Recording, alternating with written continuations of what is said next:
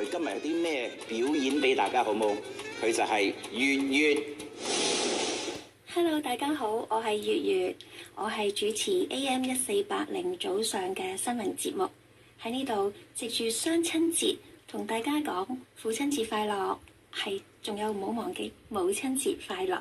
喺今日咁特別嘅日子，為大家送上一首嘅歌曲，叫做《世上只有》，送俾所有嘅爸爸同媽媽以及仔女。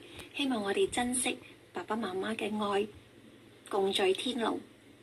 以及送俾大家一啲我嘅喺疫情期間所拍攝嘅照片集，送俾大家，希望大家喜歡。望着你講，也許更易濃於水的三個字，從我降世一開始到永遠不休止，有着你的愛動力和意義。You make me cry, make me smile, make me feel the love is true。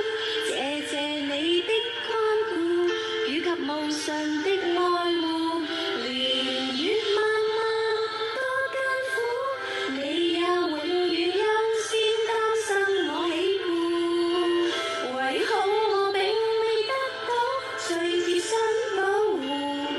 Oh, I love you。多謝，祝大家有個開心愉快嘅雙親節。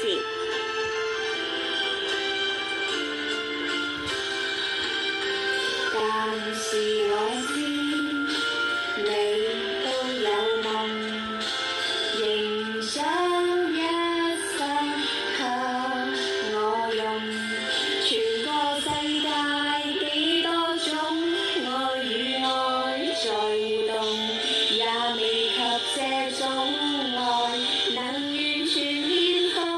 You make me cry, make me smile, make me feel the love is true。謝謝你的關顧與無盡的愛護，年月漫漫多艱苦，你也永遠優先擔心我喜惡，唯恐我並未得到最貼身保護。Oh, I love you。祝大家雙親節快樂，多謝。